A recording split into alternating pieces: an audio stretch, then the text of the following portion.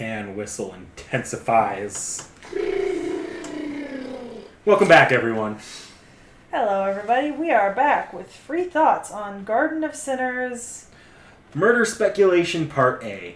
I like how you've said that like 5 times to me, and I still have not gotten. Actually, it might be a speculation in Murder Part A. I'm actually not sure off the top of my head. No, what? Fuck it. Garden Sinners movie 2. Done. That's it.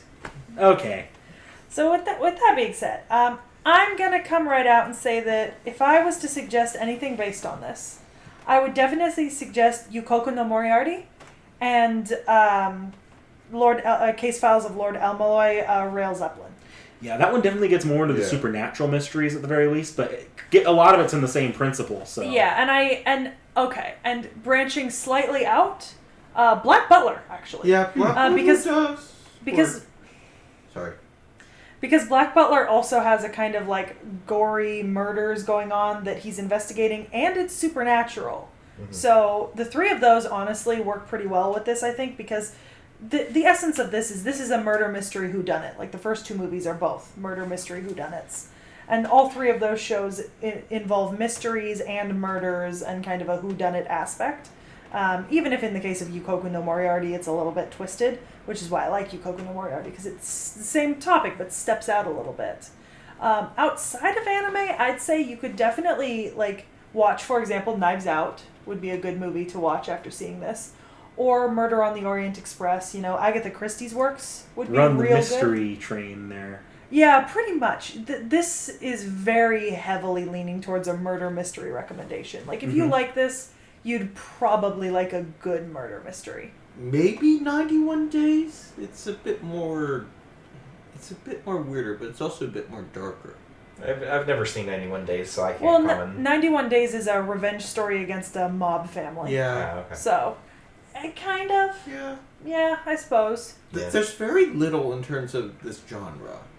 There's not a lot of anime in the murder mystery genre. That's true, because it's either gore and horror or not, But there is a lot of published literature in the murder mystery genre. And there are quite a few movies. I mean, like Agatha Christie, her works have been made into many, many movies with many incarnations. Would Ghost in the Shell work?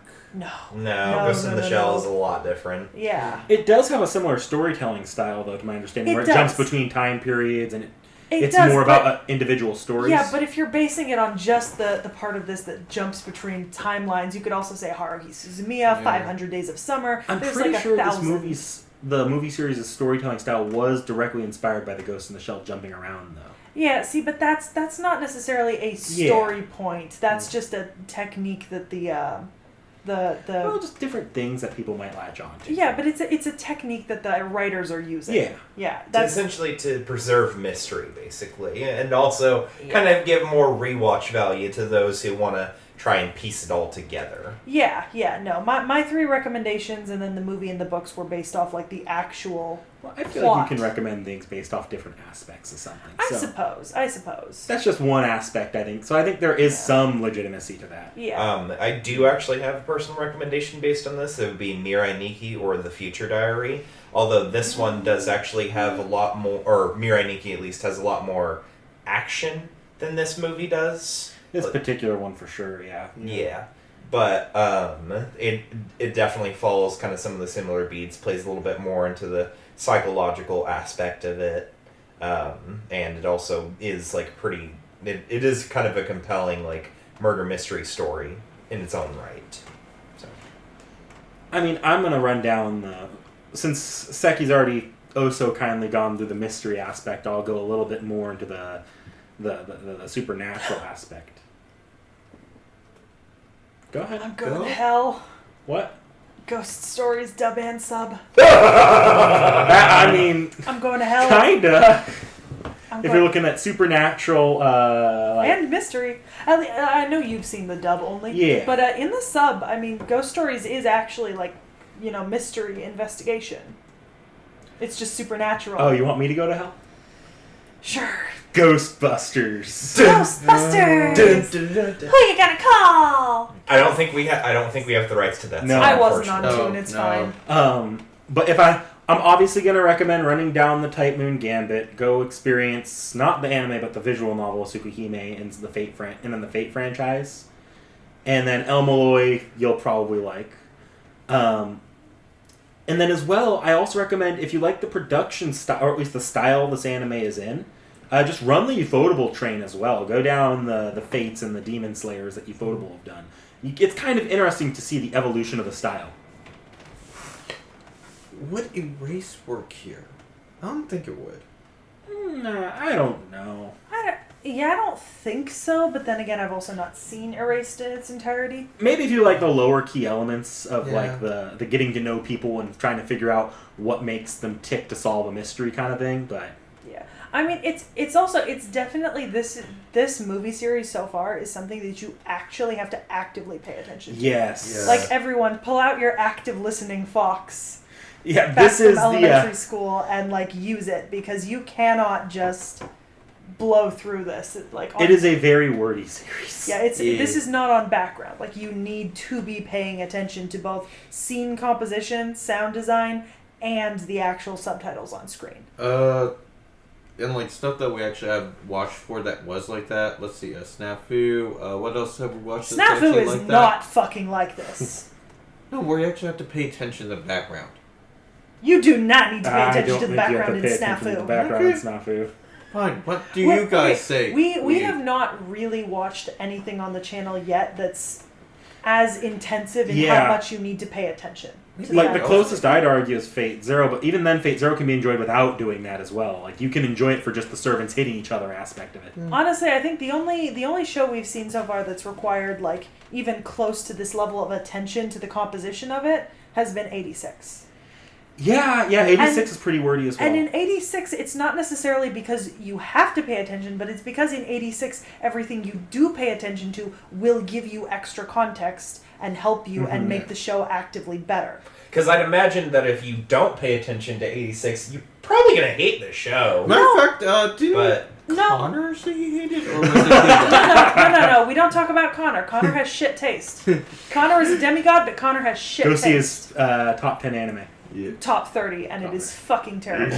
No, but I think for 86 for me, right, like, if you didn't pay so much attention to it, you'd probably still enjoy it, but you wouldn't pick up those, like, fun things, like we saw the posters changing on the walls of the office, or, like, the computer, the little nuances that just show the effort that the studio put in. It's another series where you really need to be paying attention to how these characters are growing and changing. Yeah. Yeah. So it's definitely a very involved series, and I'm looking forward to the future movies, because I think that, you know, they could really improve my opinion on this series overall. Now that we have both the weird shit and the characters sort of established. Yeah, because I don't mind the weird shit. It's just it almost feels like this movie and movie number 1 should have been, like, meshed with, like, a series of, like, out of order flashbacks. Yeah.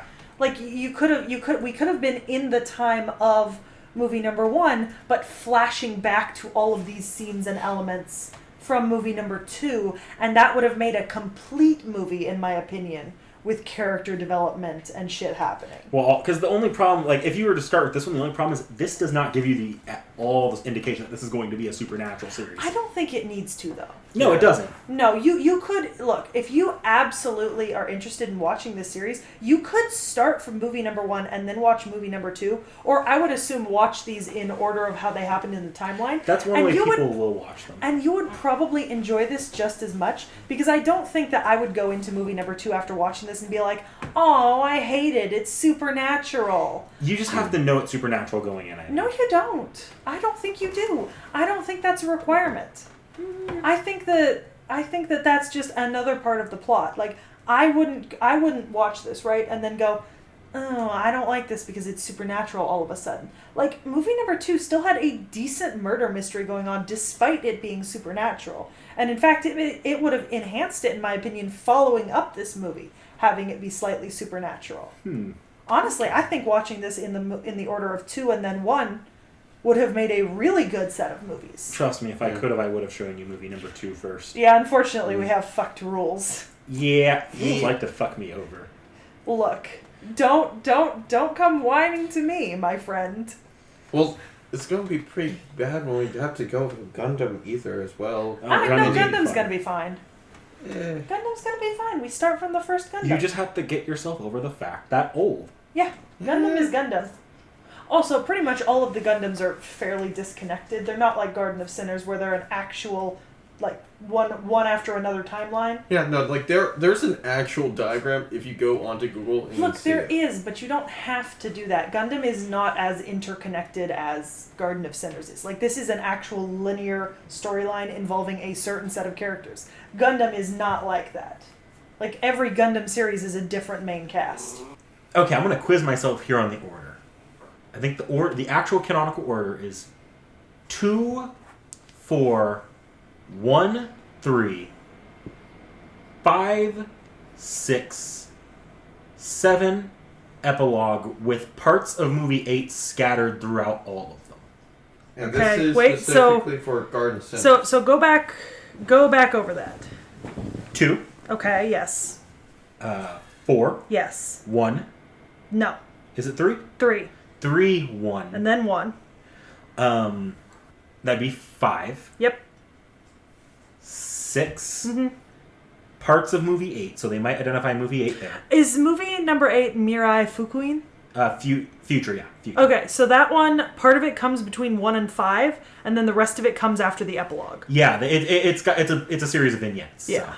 So. And then movie 7, and then the epilogue. Okay. With more parts of Mirai Fukuin. Yeah, so it's actually not too messed up. It's the first 4 that are really a little out of order. But the rest aren't so bad. Like, the latter half of the series will be fairly linear to watch. Mm-hmm. I mean, I'm not gonna lie.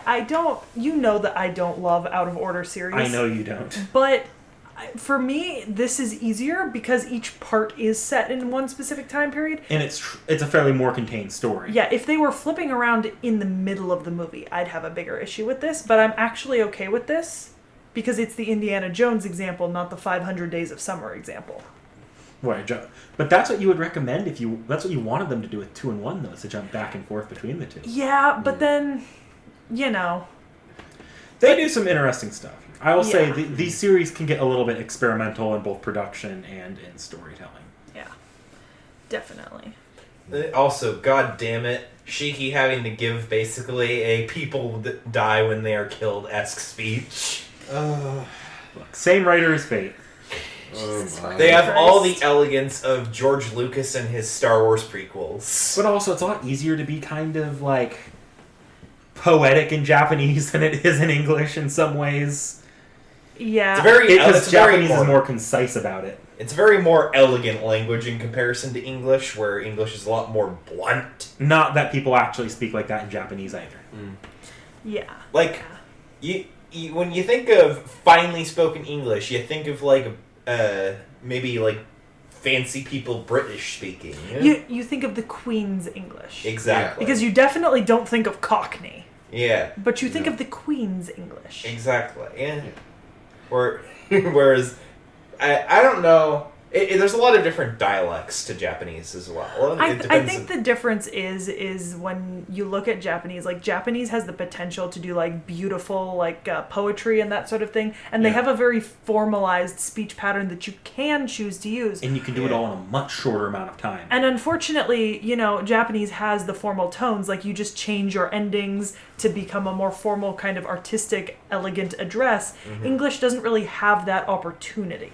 Yeah. Korean and Chinese also do the same thing. There's a very hierarchical set of forms, and you can, for example, in Korean, you can be very, very formal or you can be very, very informal, and it's just a change of endings in your words and kind of pronouns. Mm-hmm. And it's the same thing here. It's the honorifics rule. We don't have those in English, so we can't be as elegant. Yeah. And then some things just that would be more poetically said in Japanese just does not come off as poetic at all in English. It's like it comes off as a bit of a mouthful. It's like the translations of like haikus from Japanese. It's very rarely that if you translate a haiku word for word, it's actually going to meet a haiku rhyming meter in English. Mm-hmm. So it often sounds odd. Yeah. It's why sometimes when you translate poetry from any language, sometimes you have to get a little fucky-wucky with it. Like, Mama Seki told me that in Russian, when they translate Jabberwocky, they actually don't use the word Jabberwocky. They invented an entirely new word in Russian to fit the rhyme scheme of the poem because they had to invent new words for all of the gibberish words in that poem.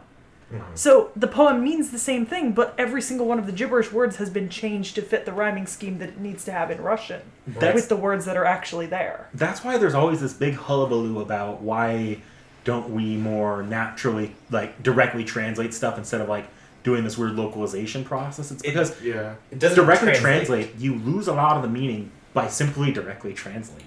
And a lot of that is made worse in languages like Japanese and such, where they don't follow the same sentence structure that we do.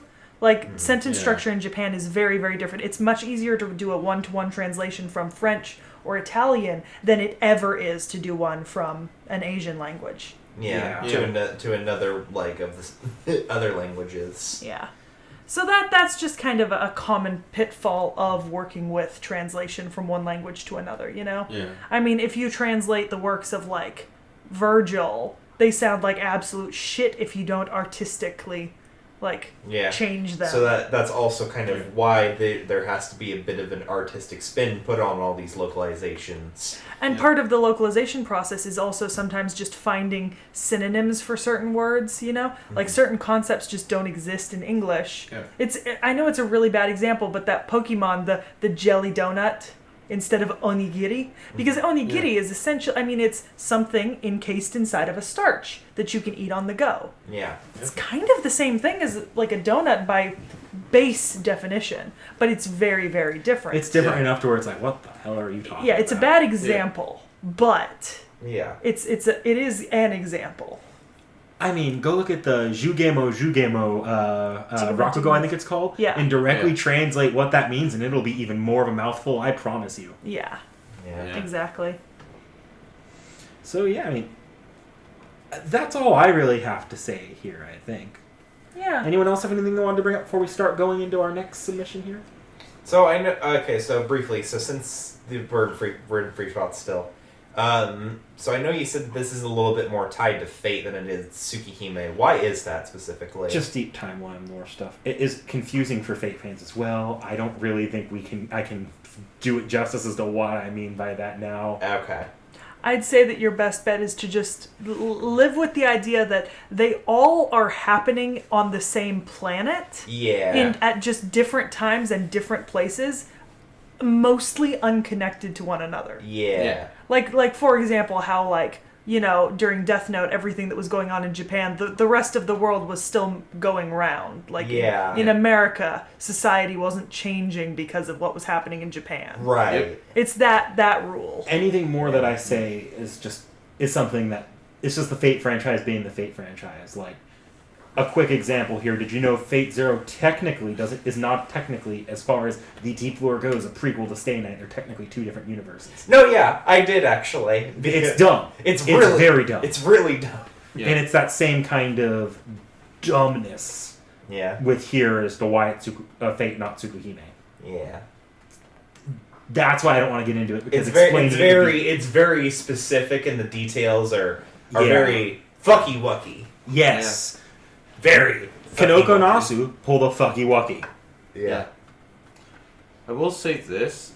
I did like the story. I just wanted more of it. There wasn't enough to me. Well, you're going to get more of it. And part of that, I mean, combined, we've watched an hour and 40 minutes in this franchise. Oh, yeah. Like, most movies released are a minimum of an hour and 40 minutes, if not 2 hours these days. So, I mean, technically, we haven't even watched a full-length movie yet. You know, by my standards. Mm-hmm. This franchise is weird in that the early movies are almost more short films, while the later movies are straight-up movies. Yeah. So with that being said, we've got a little bit of a difference in what we're pulling today. We're going to pull like normal, but whoever gets pulled is going to get to put essentially a maximum of 34 episodes of the same show in the hat. And that's because we are going to be taking a holiday break this year and giving ourselves a little time off during the holiday season. So we're going to have a very long time to watch 34 episodes of whatever gets pulled. If one of us fucks up and doesn't finish, this will be the run. Oh god, I will murder. I will commit actual bodily harm. I will pull a Shiki if you guys in 5 weeks do not finish 34 Speaking episodes. of a Shiki, in the opening animation, did you notice Shiki just murdered a fucker? Yes. Yeah. But with that being said, drum roll, please. And Seki, we'll see you next time with, is it Naruto or One Piece? It's going to be a really long submission of Naruto. I'm going to get us right up to, I think, 2 episodes before the Rock Lee fight. What episode are we going up to? I will have an exact count for you later. It's written down in my notes somewhere, but I need to double check it. But we will be back with Naruto. We are going to watch the entirety of Exam 1 and the Forest of Death and get into the pre-final exam ranking matches. And Seki will put the episode count on screen here. Yep. And with that being said, we will actually know. I pose the same question to you guys. What does Naruto need to do in the next arc-ish to make you feel a little more benevolent about it? I want to start with, well, I know Realm has seen I parts. think it's a good question to ask, though, because it Yeah. makes us consider what we're thinking of the series. So I want to start with Realm, because I know you've seen parts of Naruto before. Yes. And I know you really like the tuning exams and that kind of thing. And like I said, I'm going to get us right up to, I think, the Hinata and Neji fight. Yeah. So we're going to cover all of the fights except for Hinata and Neji and Gaara and Rock Lee, Okay. as far as I'm aware. But it means we're going to finish the Zabuza arc, Yeah. and we're going to go through the first 2 exams. Yeah. So I think really what it needs to do at this point, at least for me, I'm not. I know that it's still kind of ramping up because this is like early shonen. Mm-hmm. They take their time, but I think what it really needs to do is be a bit more concise for me in its episodes. I think that's really where it needs to do, because I felt like especially my main problem with the first part of the season was just the episodes seemed to drag unnecessarily to the point where I'm just like, can I just skip to the next episode already, please? Okay, that makes sense. I'm actually right there with Realm on this one, especially in the matter of the fight scenes. I feel like one fight scene shouldn't take up I will as big say, a chunk for me. so there is going to be a lot of fighting in the next 34 episodes, so the fights will be significantly shorter. That's Yeah. good. Because Then- they have to be to squeeze that many in. The other thing I need just from the main characters a little bit more characterization and development out of them in the span of those episodes. I think you're going to get that. We'll see. I think you're going to get that. Vorn. I'm same with them. The fights are going on a bit too long. I want something more. I want maybe a little bit more backstory, maybe a little bit more character development. Just something a bit more. Okay. I have, going off of that, I have some hopes for the next arc, obviously. I mean, the tuning exams is a very important arc in Naruto, and it especially to the wider plot and world and perception of the world that we're going to be seeing. So I have my hopes. And also, if anyone's stuck around to this point to hear our thoughts, you should all go check out Totally Not Mark's ongoing review of the Naruto manga, which he is doing right now, and he is actually doing it amazingly well. He's reading through all the arcs and giving his thoughts on them, and honestly, I found myself reinvigorated with the series recently watching, and he even pointed out some things to me that I'd never noticed before that I'm really excited to point out to you guys when we film. Okay. So we're going to see you back after having watched a lot of Naruto. Try harder, everyone. Like, comment, subscribe.